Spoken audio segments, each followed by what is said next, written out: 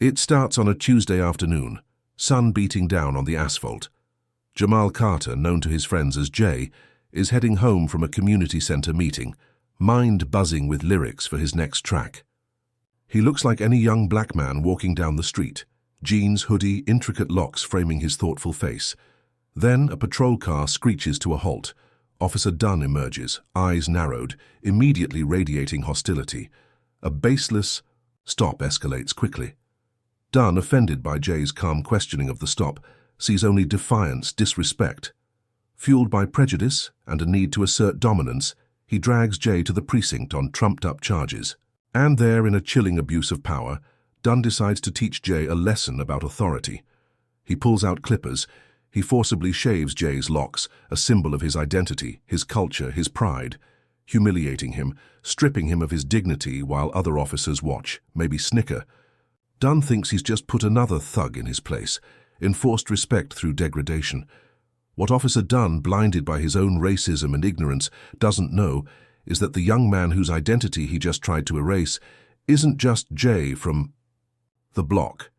He's Apex, the award-winning multi-platinum rapper whose music critiques the very system Dunn represents, whose face is plastered on billboards, whose voice resonates with millions, and who has a legal team on speed dial that could bury Dunn's career. A storm of media exposure, legal reckoning, and cultural backlash is about to crash down on Officer Dunn, powered by the voice he tried to silence and the identity he tried to shave away. Stick around. The moment Dunn realizes he just assaulted a hip-hop superstar is pure, unadulterated poetic justice. Yo, let us know where you're tuning in from. Drop your city, state, country, whatever in the comments. We're building a community here, sharing these important stories. Let's get ready to find out exactly how it all went down. Buckle up, let's dive right in. The afternoon sun beat down relentlessly on the cracked sidewalks of Oak Street, heat radiating in shimmering waves from the asphalt. Jamal J. Carter walked with a relaxed, purposeful stride, earbuds tucked loosely in his ears, head nodding, slightly to an internal rhythm. He was mentally replaying the productive meeting at the community center, planning the upcoming youth arts showcase, brainstorming ways to get more kids involved in music production. Ideas for new lyrics sparked and faded in his mind, fragments of rhymes about resilience, community, the struggle and beauty of life in the neighborhood he called home. He wore his usual attire, comfortable jeans, a slightly worn hoodie from a local designer, and his locks, thick and well-maintained, pulled back loosely from his face. These locks were more than just hair. They were a connection to his heritage, a symbol of patience and growth, an integral part of his identity both personally and as the artist known to millions as Apex. He was just Jay right now, though, heading home, looking forward to grabbing some takeout and maybe laying down some rough tracks in his home studio later. He was nearing the corner of Oak and Franklin when the screech of tires abruptly shattered the afternoon calm. A city police cruiser marked Unit 312 swerved aggressively to the curb just ahead of him, cutting off his path. The passenger door flew open almost before the car stopped rocking, and Officer Miller, young, eager, eyes scanning nervously, stepped out. Then the driver's side door opened, and Officer Dunn emerged. Dunn was older, maybe late 40s, with a thick neck, a perpetual scowl etched onto his face, and eyes that seemed to hold a permanent glint of suspicion and disdain, especially when directed at young black men like Jay. Dunn moved with a deliberate, heavy swagger, projecting an aura of unquestionable authority and barely concealed aggression. He didn't approach Jay. He barked a command from across the sidewalk. "Hey, you, hold up right there." Jay stopped, instinctively pulling out his earbuds, a familiar feeling of wary tension settling in his gut. He'd experienced stops like this before, baseless, predicated on nothing more than his presence in his own neighborhood. He kept his hands visible, away from his pockets, adopting a calm, non-threatening posture. "Is there a problem, officer?" Jay asked, his voice level, polite, betraying none of the internal annoyance or apprehension he felt. Dunn ambled closer, his partner Miller hovering slightly behind him. Dunn's eyes did a slow, deliberate scan of Jay, from his sneakers up to his locks, his gaze lingering there with particular distaste. "Problem is, you fit the description," Dunn stated flatly. Jay raised an eyebrow slightly. Description of what, exactly? Suspicious individual reported in the area, possible involvement in recent burglaries. The accusation was vague, generic, the kind often used to justify stops based on racial profiling. "Officer," Jay replied calmly, "I was just at the community center down the block, planning an arts event. I live 3 streets over. I haven't been involved in any burglaries." Dunn smirked, a condescending twist of his lips. "Yeah? Everyone's just coming from somewhere, just heading home. Where's your ID?" "I don't have it on me right now," Jay stated truthfully. "I was just walking a few blocks." Dunn's eyes narrowed further. "No ID? Walking around looking like that?" He gestured vaguely towards Jay's locks and hoodie. "In an area with recent break-ins? Looks pretty damn suspicious to me." "Looking like what, officer?" Jay asked, his voice still calm but gaining a slight edge. He refused to let the implicit bias go unchallenged. "Are my locks suspicious? Is my hoodie suspicious? Or is it just me walking down the street that fits your description?" This quiet challenge, this refusal to simply accept the baseless accusation and the racist undertones, seemed to infuriate Dunn. He saw it not as a legitimate question, but as defiance, as disrespect for his authority, coming from someone he already viewed as inherently suspect. "Watch your mouth, boy," Dunn snarled, stepping closer, deliberately invading Jay's personal space. "You trying to get smart with me? Maybe you do fit the description perfectly." He poked a thick finger into Jay's chest. "Maybe we need to take a ride downtown, ask you some more questions." Jay stood his ground, refusing to be physically intimidated, though his heart was pounding now. "Officer," he said firmly, "you have no probable cause to detain me. I haven't committed any crime. I know my rights." Mentioning his rights seemed to be the final spark that ignited Dunn's volatile temper, fueled by his prejudice and fragile ego. "Your rights?" Officer Dunn spat the word like it was poison, his face contorting with rage. He saw Jay's calm assertion not as a citizen exercising a constitutional privilege, but as insolent defiance, a direct challenge to his absolute authority on this street corner. The fact that this young black man with his locks and hoodie dared to speak of rights to him, a uniformed officer, ignited a fury that burned away any remaining shred of professional restraint. "You think you got rights? People like you." The racist undercurrent, now a raging torrent. "Only understand one thing, respect for the badge, and you ain't showing it." Without warning, Dunn shoved Jay hard against the brick wall of the adjacent building. The impact knocked the air from Jay's lungs, scraping his shoulder against the rough surface. "Hey!"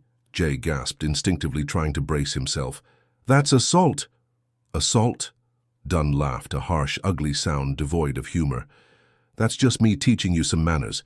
Now put your hands behind your back. You're coming with us." He grabbed Jay's arm, twisting it painfully behind his back. Miller, the younger partner, hesitated for a split second, his eyes wide with uncertainty, but Dunn shot him a glare that wordlessly commanded compliance. Miller quickly moved to secure Jay's other arm. Jay didn't physically resist, knowing it would only lead to more violence and trumped-up charges. But he didn't make it easy either, refusing to simply fold under the rough handling. "On what grounds?" Jay demanded, his voice strained, but clear. "What crime am I being arrested for?"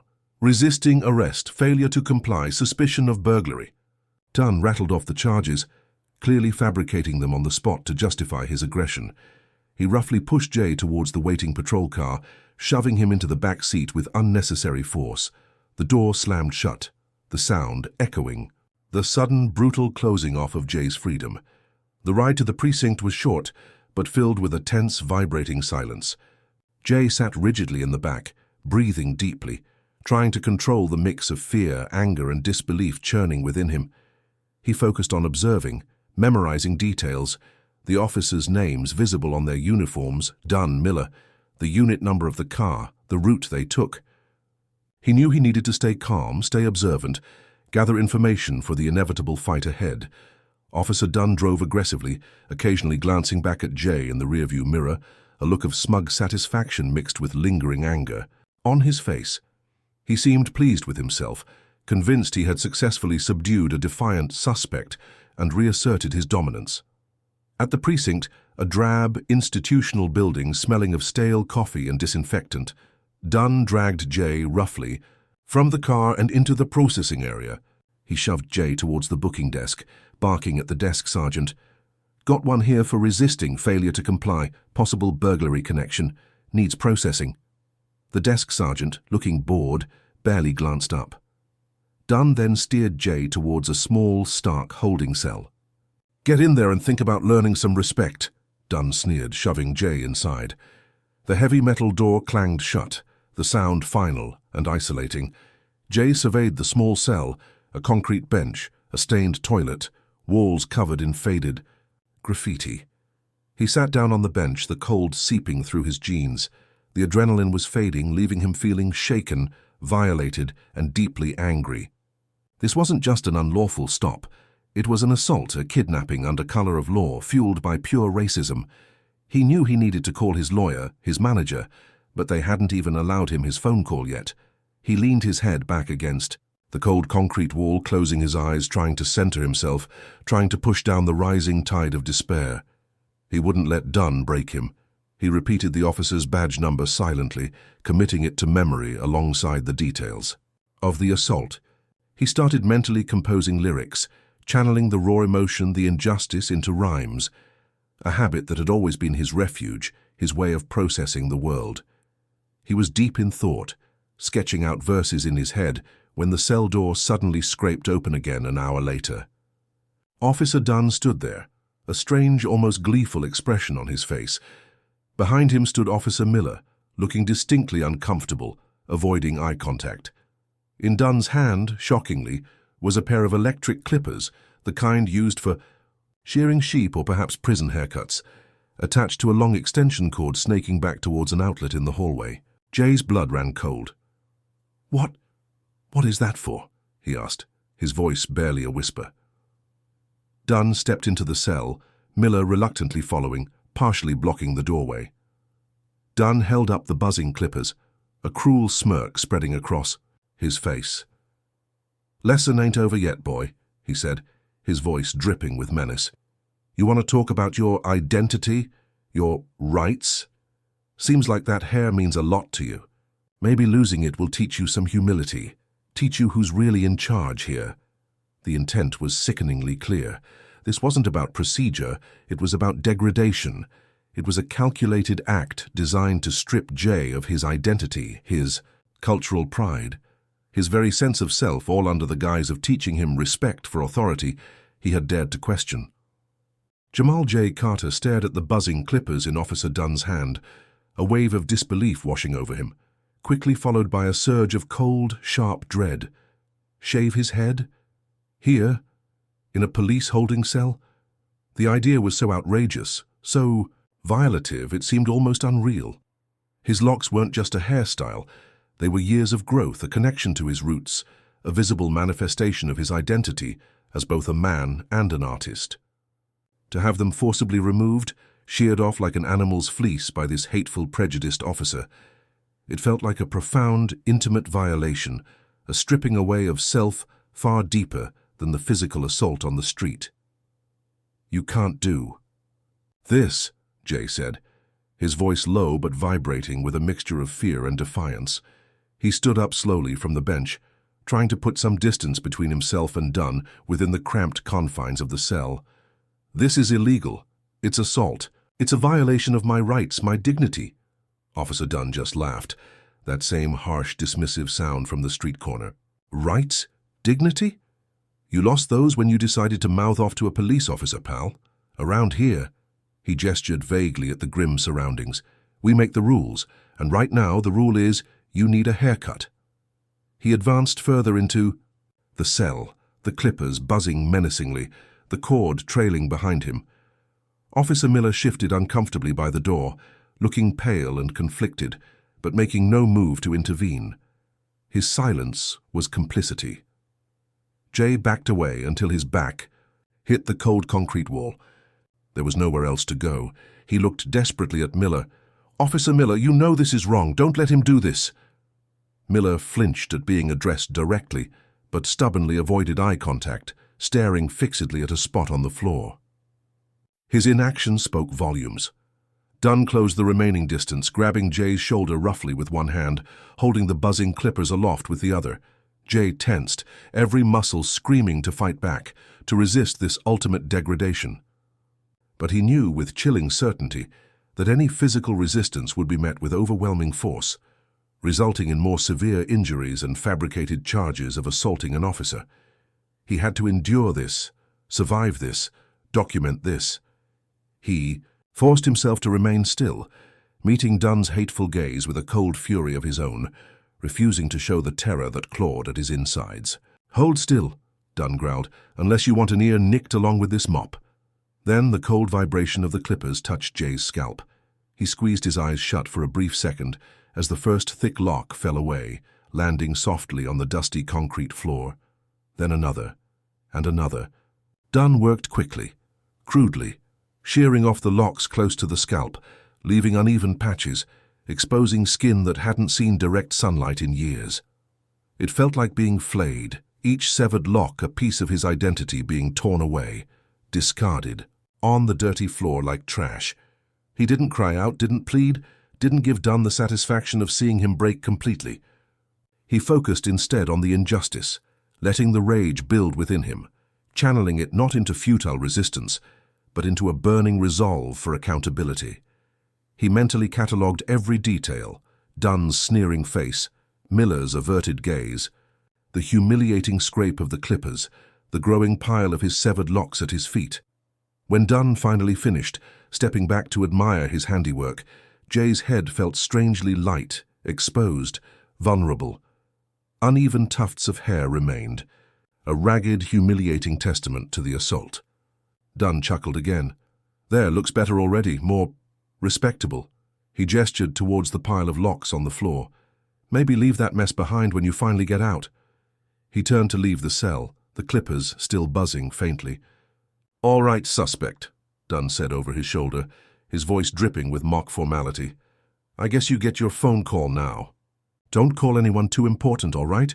Wouldn't want them seeing you looking like this."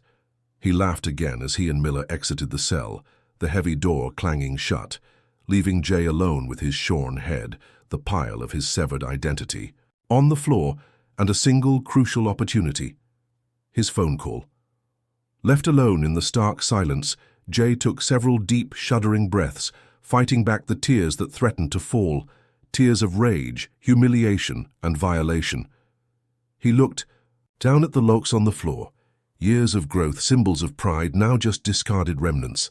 The physical pain was minimal compared to the deep psychic wound Dunn had inflicted, but Dunn had made a mistake. He thought the humiliation would break Jay, silence him. Instead, it had forged his anger into diamond-hard resolve. And he had given Jay his phone call. He knew exactly who to call, not just his lawyer, not just his manager. This required something more. He needed the person who understood both the streets and the system, the person who had always had his back, the person whose name alone commanded respect and, in certain circles, fear. He walked over to the payphone mounted on the cell wall, a grimy, battered relic. He picked up the receiver, the cold plastic unfamiliar in his hand. He didn't have the number memorized, but he knew the contact saved under a specific, innocuous-sounding name in his manager's phone, the one they used for emergencies. He called his manager first. "Tone," he said, keeping his voice steady despite the tremor of rage beneath it. "It's Jay. I'm at the downtown precinct. Got jammed up on some bogus charges. Listen, it's bad. They cut my hair." There was a stunned silence on the other end, then Tone exploded. "They what? Who did? Give me names." "Officer Dunn, badge. I didn't get his badge number yet, but Miller was with him." "Listen, Tone," Jay cut him off. "Forget my lawyer for now. I need you to make the call, the one to Big Rick. Tell him what happened. Tell him Officer Dunn, downtown precinct. Tell him I need him to handle this personally." There was another brief pause. Big Rick wasn't just a lawyer. He was a legendary figure in the entertainment industry and beyond, a fixer, a powerhouse negotiator with connections that ran incredibly deep, known for his fierce loyalty and his scorched-earth tactics when defending his high-profile clients, especially against perceived injustices. Calling Big Rick was invoking the nuclear option. "Jay," Tone said, his voice hushed now, serious, You... Sure. Once Rick gets involved, I'm sure, Jay interrupted firmly. Dunn crossed a line. He needs to understand who he messed with. All right, Jay. Consider it done. Sit tight. Help is coming. Jay hung up the phone, leaning his forehead against the cool metal of the payphone box for a moment. He felt strangely calm now. He had endured the humiliation, survived the assault. Now the fight back began. Officer Dunn thought he had won, thought he had asserted his dominance. He had no idea he had just kicked a hornet's nest, connected to one of the most powerful figures in the entertainment world. The clock was ticking on Dunn's career, and Big Rick was about to bring the hammer down. Richard Big Rick Thornton III wasn't just an entertainment lawyer. He was a force of nature, a veritable kingmaker and protector within the complex ecosystem of hip-hop, sports, and high-stakes business. His opulent office, occupying the top floor of a sleek Manhattan skyscraper, commanded panoramic views of the city skyline, a fitting backdrop for a man who navigated the heights of power with practiced ease. Rick wasn't physically imposing in the traditional sense, impeccably, dressed sharp eyes behind expensive frames, movements precise and economical. But his presence filled any room he entered. His reputation preceded him, fiercely intelligent, ruthlessly efficient, unwaveringly loyal to his select clientele, and possessing a network of connections that extended far beyond the entertainment industry into the corridors of political power. Finance and even, when necessary, less conventional avenues of influence. He was known for his ability to make problems disappear, careers skyrocket, and adversaries crumble. Messing with one of Big Rick's clients was widely understood to be a catastrophic mistake. When the call came through from Tone, Apex's longtime manager, relaying the situation, the baseless stop, the trumped-up charges, and crucially, the horrific, degrading act of forcibly shaving Jamal Apex Carter's locks while in police custody, Rick's initial reaction was a moment of cold, dangerous stillness. He listened intently, his expression unreadable, asking only a few clarifying questions in his low, measured baritone. Officer's name? Precinct? Time of arrest? Any witnesses? As Tone provided the details, Rick's mind was already processing, strategizing, mobilizing. The disrespect shown to Apex, an artist Rick genuinely admired not just for his multi-platinum success, but for his intelligence, his community involvement, and his powerful voice against injustice, ignited a protective fury within him. This wasn't just a legal issue. It was a personal affront, a blatant abuse of power against someone under his formidable wing. Officer Dunn hadn't just assaulted a young black man, he had assaulted Apex, a cultural icon, and by extension, he had insulted Big Rick himself. Before the call with Tone even ended, Rick was already multitasking, his fingers flying across the secure keyboard of his encrypted workstation. His first action wasn't to call the precinct or a local lawyer. It was to activate his own network. He initiated a secure query through channels that bypassed standard public records, requesting immediate background information on Officer Dunn and Officer Miller, service records, complaint histories, known affiliations, potential vulnerabilities. Simultaneously, he placed a call not to the police chief of the city where Apex was being held, but directly to the mayor's personal cell phone. The mayor, whose campaign had benefited significantly from fundraising events quietly facilitated. "By Rick," answered on the second ring, his voice instantly shifting from casual to attentive upon hearing Rick's name. Rick didn't waste time with pleasantries. He laid out the situation concisely. His client, the internationally renowned artist Apex, Jamal Carter, was being unlawfully detained at the downtown precinct, had been physically assaulted and subjected to a degrading act involving the forcible shaving of his head by an Officer Dunn. He strongly, unequivocally advised the mayor that this situation had the potential to become a major national incident with severe legal and public relations ramifications for the city if not handled immediately and decisively.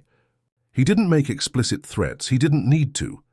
The implication was clear: fix this or face the consequences. The mayor, clearly alarmed, promised to look into it personally, immediately. Next, Rick contacted the head of his firm's powerhouse, litigation department, a renowned civil rights specialist who had successfully sued police departments across the country. Sarah, Rick instructed, clear your schedule. Client, Apex, location, city name, downtown precinct. Allegations, unlawful arrest, battery, assault under color of law, intentional infliction of emotional distress, potential First Amendment, violations and serious civil rights infringements under Section 1983. Officer Dunn primary, Officer Miller complicit. Get a team on the next flight out there. File immediate notice of representation, demand preservation of all evidence, booking logs, surveillance footage within the precinct, personnel files, body cam data from both officers, even if they claim, "It wasn't active. I want restraining orders preventing any further contact or transfer of Mr. Carter, and prepare the groundwork for a federal lawsuit that will make their eyes water." Finally, he called his lead public relations consultant, a crisis management expert known for shaping narratives. "Marcus," Rick said, "potential situation brewing. Major artist, police misconduct, racially charged assault. Prepare holding statements, monitor social media. Be ready to mobilize press contacts if needed, but hold until I give the word. We control the narrative on this." Within 15 minutes, of hanging up with tone, Big Rick Thornton had set in motion a multi-pronged counter-offensive involving political pressure at the highest city level, elite legal firepower, and strategic media preparation. He leaned back in his chair looking out at the sprawling city below.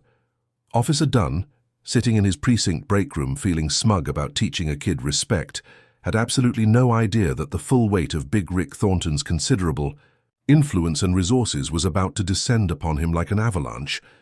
The game had changed irrevocably. Back in the holding cell, Jay waited. The initial adrenaline rush from making the call to Tone had subsided, leaving him feeling raw, exposed, and deeply vulnerable, despite the knowledge that help was supposedly on the way. He touched his unevenly, shorn scalp gingerly. It felt alien, wrong. The loss of his locks felt like a physical amputation, a stripping away of something intrinsically him. He looked again at the pile of his hair on the dirty concrete floor, a tangible symbol of Dunn's violation. He felt a fresh wave of anger, humiliation, and a profound sense of grief for that part of himself so casually, cruelly destroyed. He tried to focus, to push down the turmoil, repeating the mantra, "Stay calm, stay strong, Rick's coming." But doubt gnawed at him. How long would it take? What could even Big Rick do against cops in their own precinct? Would Dunn face any real consequences? Or would this just be another story of police brutality swept under the rug, leaving him scarred and silenced? Hours seemed to crawl by. The precinct settled into its late-night rhythm, sporadic radio chatter, the clang of distant doors, the murmur of officers changing shifts. No one checked on Jay. No one offered him water or processed his release for the bogus charges. He was simply left there, isolated, his head throbbing slightly, the humiliation a constant bitter presence. He tried to sleep on the hard bench but couldn't, his mind racing. Suddenly, around 2 a.m., there was a commotion outside his cell. Raised voices, hurried footsteps, a sense of barely suppressed panic filtering through the heavy metal door. Jay sat up, straining to hear. He could make out fragments. Mayor on the line, demanding answers. Attorney Thornton, federal lawsuit, evidence preservation. Then he heard a name that made his heart leap. "Where the hell is Officer Dunn? The captain needs him in his office, now." Minutes later, Jay heard footsteps, approaching his cell again. Not the heavy, confident tread of Officer Dunn this time, but a quicker, more hesitant step. The cell door scraped open. Standing there was the precinct captain, a man named Harrison whom Jay recognized from community liaison meetings. Older, weary-looking, usually projecting an air of calm authority, but now looking stressed and deeply unhappy. Beside him stood a pale, visibly sweating Officer Miller, still avoiding eye contact. Officer Dunn was nowhere to be seen. "Mr. Carter," Captain Harrison began, his voice tight, professional, but lacking any warmth. "There's been a development regarding your situation. We understand there may have been some irregularities during your interaction with Officer Dunn." Irregularities. The euphemism was almost laughable given what Jay had endured. "Officer Dunn has been Temporarily reassigned pending a full internal review, the captain continued awkwardly. We need to get your statement about the events. Before Jay could even respond, another figure appeared behind the captain, a woman dressed in a sharp, impeccably tailored suit, radiating an aura of calm, intense focus. "Captain Harrison," she said, her voice smooth, but carrying undeniable authority. "Perhaps that can wait. I am Sarah Chen, lead counsel from Thornton Albright Inspector, representing Mr. Jamal Carter, also known as Apex." She stepped forward, extending a hand not to the captain but towards Jay through the cell bars. "Mr. Carter, I'm here with Mr. Thornton's full support. We're getting you out of here immediately. All charges are being dropped." Captain Harrison looked flustered. "Ms. Chen, with all due respect, there are procedures—" "Captain," Ms. Chen interrupted coolly, "the mayor has already been briefed by Mr. Thornton. I believe you'll find the procedures for Mr. Carter's immediate unconditional release are being expedited as we speak. Furthermore," her gaze sharpened, "we demand the immediate preservation of all surveillance footage from this precinct covering the last 6 hours, all logs related to Mr. Carter's detention, and the personnel files, including all prior complaints, for both Officer Dunn and Officer Miller. We also require Officer Dunn's duty weapon and the clippers used in the assault on my client to be secured as evidence." She produced a sheaf of papers. "This is formal notice. A federal civil rights lawsuit is being filed tomorrow morning, Captain." Harrison looked like he'd been punched. He stared at the legal papers, then at Ms. Chen's resolute face, then glanced nervously towards Officer Miller, who looked like he might faint. The power dynamic had shifted completely, instantly. Just then a phone rang, not one of the precinct lines, but a sleek satellite phone held by another member of Ms. Chen's team who had appeared silently behind her. He answered quickly, listened for a moment, then nodded to Ms. Chen. "Mr. Thornton on secure line 1 for Captain Harrison," the aide announced flatly. Captain Harrison visibly paled.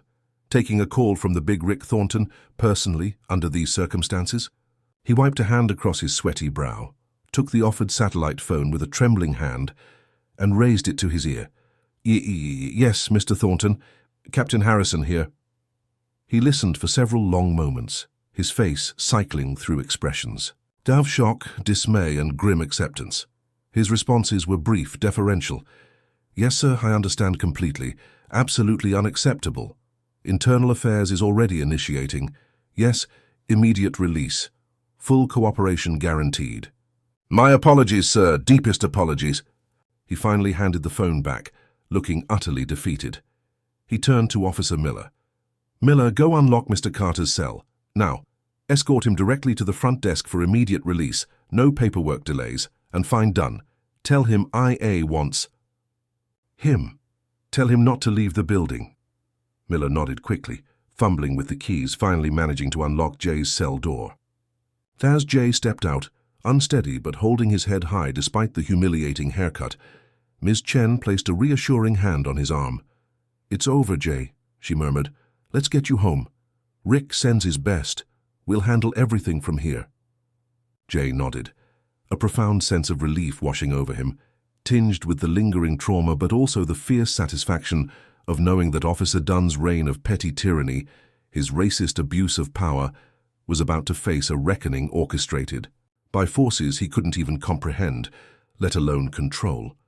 The panic wasn't Jay's anymore. It had transferred completely to the officer who thought he held all the power. Jamal J. Carter walked out of the downtown precinct into the cool pre-dawn air, flanked by Sarah Chen and her legal team. The unconditional release had happened with astonishing speed following Big Rick's call. Paperwork dissolved, procedures evaporated, and suddenly Captain Harrison and the remaining precinct staff couldn't seem to apologize enough or expedite his departure fast enough. Stepping outside felt like emerging from a suffocating nightmare into reality, albeit a reality now permanently altered. He instinctively touched his shorn scalp, the phantom weight of his locks still a palpable absence. The humiliation remained, a raw wound beneath the surface, but it was now overlaid with a cold, simmering anger and the fierce determination to see Officer Dunn held accountable.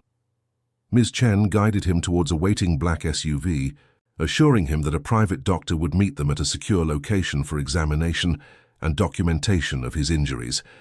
The scrapes from the initial assault, any bruising, and, crucially, the state of his scalp after the forced haircut. Every detail would be meticulously recorded for the impending lawsuit. Inside the precinct, the atmosphere was one of controlled chaos and barely suppressed panic.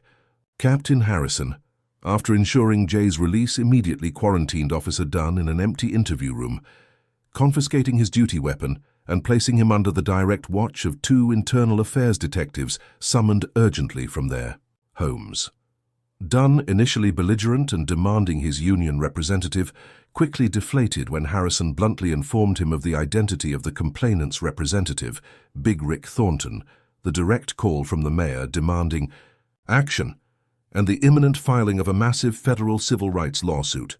Dunn's face reportedly turned sheet white, his bluster vanishing, replaced by a stark, visceral fear. He understood finally the magnitude of his mistake, the colossal misjudgment he had made in targeting Apex. Officer Miller, meanwhile, was giving his own tearful, terrified statement to another IA detective, reportedly cooperating fully, likely trying to distance himself from Dunn's actions and save his own career by portraying himself as reluctantly complicit rather than actively participating in the haircutting incident. His testimony would be crucial in corroborating Jay's account against Dunn. The internal investigation proceeded at lightning speed, fueled by pressure from the mayor's office, the city's legal department desperate to mitigate the impending lawsuit, and the knowledge that Big Rick Thornton's legal team would likely be filing subpoenas demanding records imminently. Security footage from inside the precinct was immediately secured.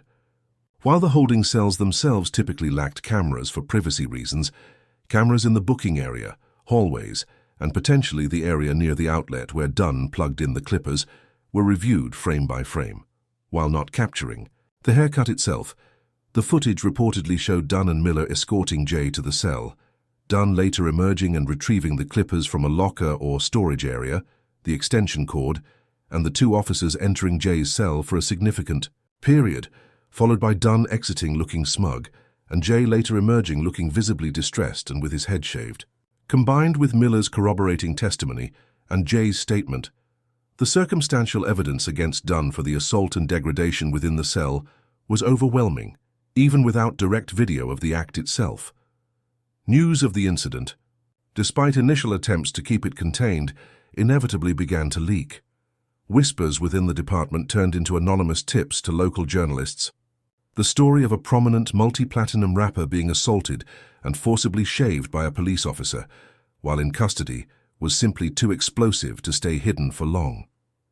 By mid-morning, the first online articles appeared, initially based on sources and speculation, but rapidly gaining traction. The hashtag #JusticeForApex exploded on social media, fueled by horrified fans, outraged civil rights activists, and fellow artists expressing solidarity and condemnation. Comparisons were drawn to historical acts of racist degradation, highlighting the symbolic violence of forcibly cutting a black man's locks. The incident tapped into a deep well of anger and frustration regarding police brutality and racial injustice, amplified by Apex's status as a cultural icon whose music often spoke directly to these themes. The court of public opinion rendered its verdict swiftly and overwhelmingly against Officer Dunn and the department. The pressure intensified exponentially. This wasn't just a local precinct issue anymore. It was rapidly becoming a national scandal, putting the city, its police force, and its leadership under a harsh, unforgiving spotlight. Officer Dunn's reckoning wasn't just going to be internal or legal, it was going to be profoundly public. True to Sarah Chen's promise, the federal lawsuit landed less than 24 hours after Jay's release. Filed in U.S. District Court, the complaint was a meticulously crafted legal document running over 50 pages, detailing every aspect of the encounter. The pretextual stop based on racial profiling, the unlawful arrest without probable cause, the excessive force used during the arrest, the illegal detention, and, highlighted with particular emphasis, the barbaric and degrading act of forcibly shaving Jay's head while he was unlawfully detained, described as battery, assault, intentional infliction of emotional distress, and a profound violation of his First Amendment rights. Symbolic expression, and 14th Amendment rights, due process and equal protection. The complaint named Officer Dunn individually for his direct actions, Officer Miller for his complicity and failure to intervene, Captain Harrison for potential supervisory negligence, pending discovery, and the city itself for potentially fostering a culture of indifference or enabling misconduct through inadequate training and discipline. Monell claim. The damages sought were substantial, reflecting not just the physical and emotional harm to Jay, but also the symbolic nature of the assault and the potential damage to his public image and career. The filing immediately made national headlines, amplifying the already intense media scrutiny.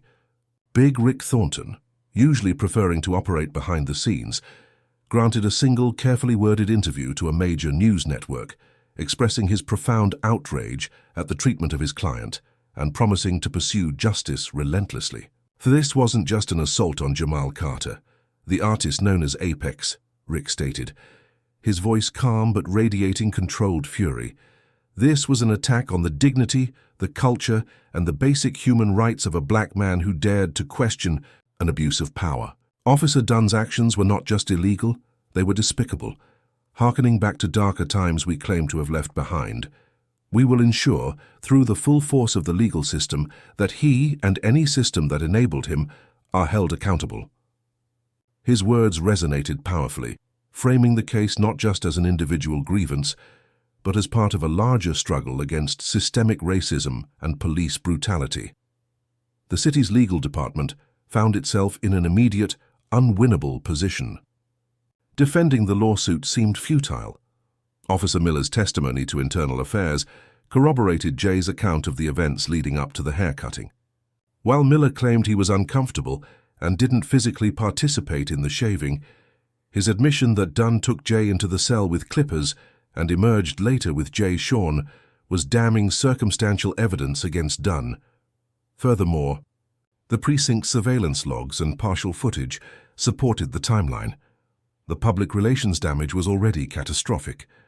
A drawn-out, high-profile federal trial featuring testimony from Apex himself, detailing the humiliation, alongside testimony about Dunn's likely discoverable history of prior complaints, was a nightmare scenario the mayor and city council desperately wanted to avoid. Settlement negotiations began almost immediately, driven by the city's urgent need to contain the damage. Big Rick Thornton and Sarah Chen, however, held all the leverage and were in no mood for a quick, quiet resolution that swept the core issues under the rug. They weren't just seeking monetary damages for Jay, they were demanding meaningful systemic change as part of any settlement. Their demands included immediate termination proceedings against Officer Dunn. His earlier reassignment was deemed insufficient. Significant disciplinary action against Officer Miller for failure to intervene, a substantial, publicly disclosed monetary settlement for Jay acknowledging the severity of the harm, mandatory department-wide retraining on cultural sensitivity, racial bias, de-escalation, and the specific unconstitutionality of degrading detainees. Revisions to precinct surveillance policies to include audio and potentially limited video, coverage in holding areas, and the establishment of a community oversight board with real power to review and recommend discipline in misconduct cases. The negotiations were tense, stretching over several weeks. The city initially balked at some of the systemic demands, particularly the oversight board, but Rick and Leah held firm, implicitly threatening to proceed with the discovery phase of the lawsuit, which would likely unearth even more damaging information about departmental practices and Dunn's history. They leveraged the intense media scrutiny and the power of Apex's platform. Millions of fans mobilized online, demanding justice. Faced with overwhelming legal and public pressure, the city ultimately capitulated on nearly all points. The settlement agreement, when finalized, was historic in its scope, addressing not just the individual harm to Jay, but mandating concrete steps towards broader departmental reform. Officer Dunn, seeing no viable path forward, agreed to resign effective immediately as part of the deal, accepting a slightly less severe internal finding in exchange for avoiding termination proceedings that could impact his pension eligibility.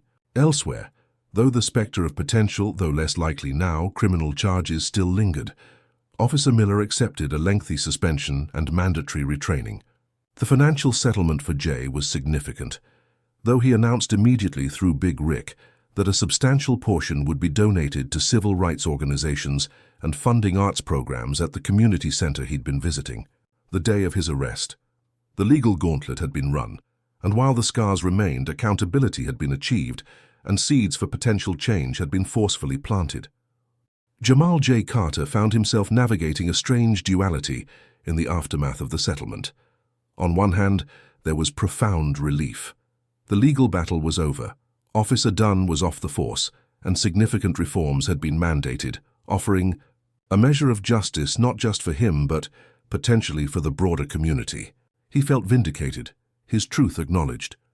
The support from his fans, fellow artists, activists, and his tight-knit circle, spearheaded by Big Rick and Tone, had been overwhelming, a powerful counter-narrative to the isolation and degradation he experienced in that holding cell. Yet the trauma lingered. He still felt a phantom itch on his scalp, a visceral recoil at the memory of the buzzing clippers, the smell of the precinct.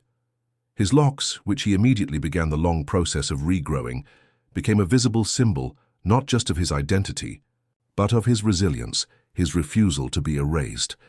The incident had undeniably changed him, stripping away a layer of youthful optimism, replacing it with a harder-edged understanding of the deep-seated injustices still festering within the system. Instead, retreating, however, Jay channeled his experience into his art with renewed ferocity. His next project, conceived in the raw aftermath of the assault and refined during the legal battle, became his most personal and powerful work to date. Tentatively titled Concrete Scars, the album explored themes of identity, police brutality, systemic racism, resilience, and the search for justice in an often unjust world. The lyrics were raw, unflinching, drawing directly from his ordeal, but broadening the scope to encompass the shared experiences of countless others who had faced similar violations without the platform or resources he possessed. He wrote about the feeling of being targeted, the humiliation of being stripped of dignity, the cold indifference of biased authority, but also about the strength found in community, the power of speaking truth, and the enduring fight for equality. The first single released from the project, Badge and Clippers, dropped like a bombshell onto the music scene. The track opened with a sparse, menacing beat, overlaid with distorted audio snippets, evoking the sounds of a police radio and cell doors clanging shut. Jay's delivery was quieter than usual, almost conversational, but carried an undercurrent of cold fury as he recounted the incident, his lyrics painting a vivid, harrowing picture of the stop, the assault, and the ultimate degradation in the holding cell. The hook was simple, haunting. They cut the roots trying to kill the tree, but forgot the seeds planted deep in me. Badge and Clippers, tools of the hate, but the voice gets louder, sealing your fate. The song was an immediate, explosive success. It dominated streaming charts, radio airwaves, and social media conversations. Music critics hailed it as a masterpiece of vulnerability and righteous anger, a powerful artistic statement against police brutality. Fans embraced it as an anthem, sharing their own stories of profiling and injustice under the song's hashtag. The accompanying music video, starkly shot in black and white, visually recreated the events with gut-wrenching realism, intercut with powerful imagery of community strength and protest. It ended not with Jay in the cell, but standing tall, head held high, looking directly into the camera as new locks began to sprout, a symbol of rebirth and defiance. The video went viral instantly, amplifying the song's message and putting renewed focus on the issues Jay was addressing. He performed Badge and Clippers live at major award shows, his performance raw, emotional, and electrifying, earning standing ovations and sparking widespread discussion about police reform. He used his acceptance speeches not just to thank his team, but to speak directly about his experience, dedicating his awards to victims of police violence and calling for continued activism and systemic change. He wasn't just Apex, the multi-platinum rapper, anymore. He had become a powerful, reluctant symbol of resilience, his voice amplified by his ordeal, reaching millions who saw their own struggles reflected in his art. Officer Dunn had tried to silence Jay Carter by stripping him of his identity. Instead, he had inadvertently given Apex his most potent subject matter, turning an act of degradation into a catalyst for a global conversation about justice. The voice Dunn tried to mute was now louder, more resonant and more influential than ever before. The settlement was finalized, Officer Dunn was gone, and the Concrete Scars album was achieving both critical acclaim and commercial success, solidifying Apex's position not just as a superstar rapper, but as a vital cultural commentator. For Jamal Carter, however, the journey felt incomplete. While gratified by the personal vindication and the platform his music provided, he felt a deeper calling emerging from the trauma, a need to translate the energy sparked by his ordeal into tangible, lasting change within his own community and beyond. He remembered the helplessness he felt before Big Rick intervened, the terrifying thought that without his fame and resources, his story might have ended very differently, buried in a precinct logbook like countless others. That realization fueled a new sense of purpose. He started by fulfilling his promise to donate a significant portion of his settlement. Working with community leaders and the organizers at the center he'd visited that fateful day, he established the Apex Arts and Advocacy Initiative. The program provided funding for music production equipment, visual arts supplies, creative writing workshops, and crucially, Know Your Rights seminars, specifically tailored for young people in underserved neighborhoods. It aimed to empower youth through creative expression, while also equipping them with the knowledge to navigate potentially hostile encounters with law enforcement safely and effectively. He didn't just write a check. He showed up, participating in workshops, sharing his story, appropriately edited for younger audiences, mentoring aspiring artists, emphasizing that their voices mattered, their stories deserved to be told, and their rights deserved to be protected.